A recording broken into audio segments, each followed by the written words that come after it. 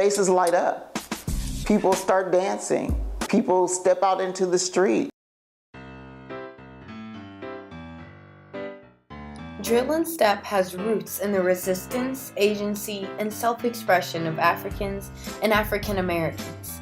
Many of the musical and dance elements of step and drill have roots in West African societies, the cultural innovation of slaves, and the celebration of community through parades.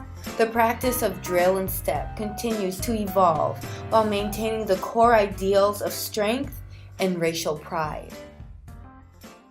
It's about pride, unity, and community.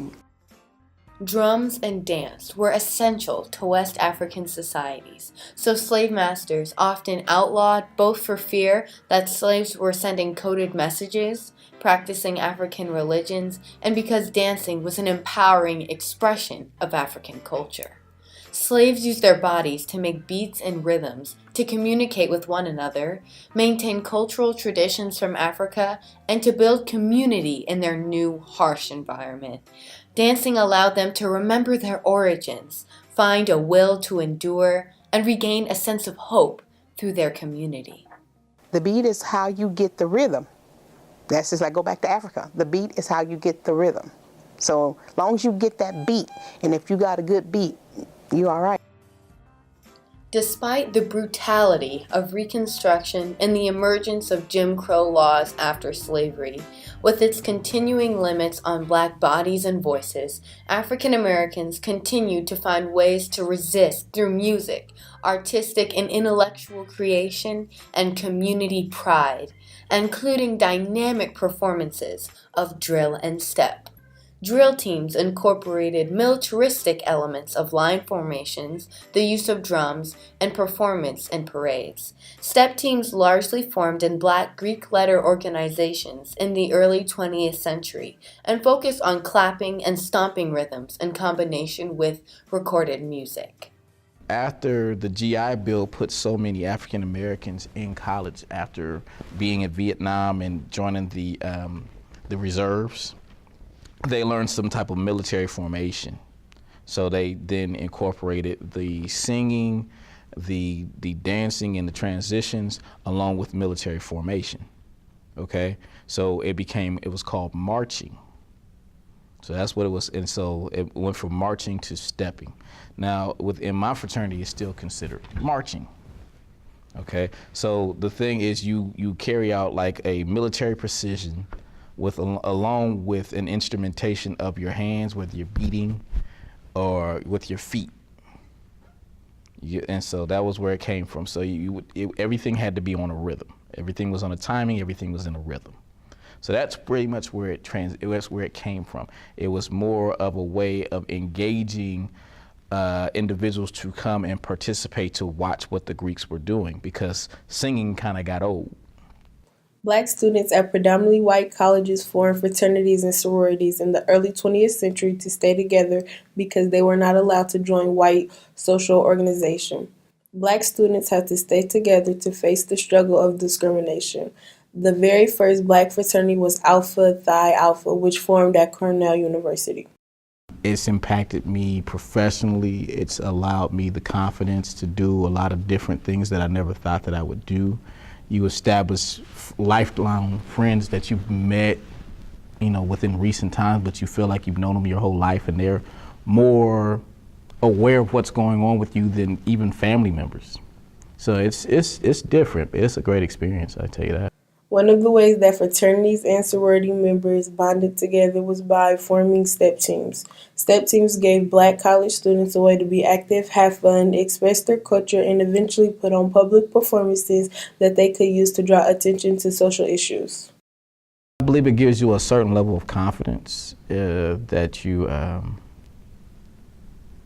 have when you present to the public. It gives you a level of confidence that you pretty much didn't know that you had before. Some people knew that they had it and they just embellished within it. Contemporary drill and step includes many multicultural influences, as well as historical elements such as bodily percussion, polyrhythm, circle formations, synchronization, and take on both personal, communal, and even spiritual significance. Step and drill continues to evolve and incorporate new trends while maintaining core characteristics and values. It is an enduring symbol of racial pride, strength, and unity. You know, sometimes I have to say, let's go back and look at how it originated. You know, you may have to go back and look at how the African steps started to get a sense of, to keep that in there, basically to keep that part of your routine. So yes, it's great to do some of today's traditional dances, but I like to go back. We actually had a gentleman from Africa came in one year, and he taught our girls, and he did a workshop on the traditional African dance. We took that and we incorporated that in part of our routine. Most of the girls was unfamiliar with that dance because all they were seeing is just what you see on TV, and not understood that where it originated from, where the history of it came from. Once they defined it and got it down pat, they loved it. So that's part of our routines to this day. African American migration from the South helped populate Omaha in the late 19th and early 20th centuries. Redlining and racial discrimination in politics, social life, and the workplace ultimately confined Black people to North Omaha. As a result, there were not as many opportunities for mobility through job promotion and better housing. Many friends and family come back to Omaha for the Juneteenth and Native Omaha Days celebration. Parades are also a way for drill step to showcase their talent and ability and represent their diverse roots through dance. Parades provided a representation of their community, reflected in a positive way, celebrating agency, unity, and cultural pride in North Omaha. It's a celebration of freedom. Juneteenth is the celebration of the ending of slavery. And I guess what we try to get across to the community, that it's also an opportunity to celebrate African American culture, African American achievement, African American families, business, camaraderie, unity. And so it's really the one celebration that we have during the year for the community. During the 1980s, African American dance culture began to gain wider popularity, and many cultures began to embrace and change the steps to include their own traditions. Films such as School Days and Stomp the Yard are two of the movies that popularized drill and step. These movies show the pride and community of the drill and step dancing teams to a wider audience. Drill and step teams are about community, but the community can't exist without the individual. People join step and drill teams for a variety of reasons, some of them because it is part of their tradition. For no other reason, it shows unity.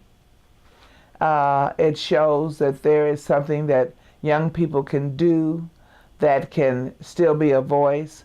Whatever the reason, drill and step teams continue to be an important part of Omaha's African American tradition. Probably wouldn't be where I'm at today, where I'm in leadership positions, whether it's on my job or it's in the community. So the drill team basically taught me how to become a better leader, better father. It taught me how to interact with individuals that may have not been able to do anything positive with their life. It actually kept me out of a lot of trouble. It was a hobby at first, now it's a passion of mine.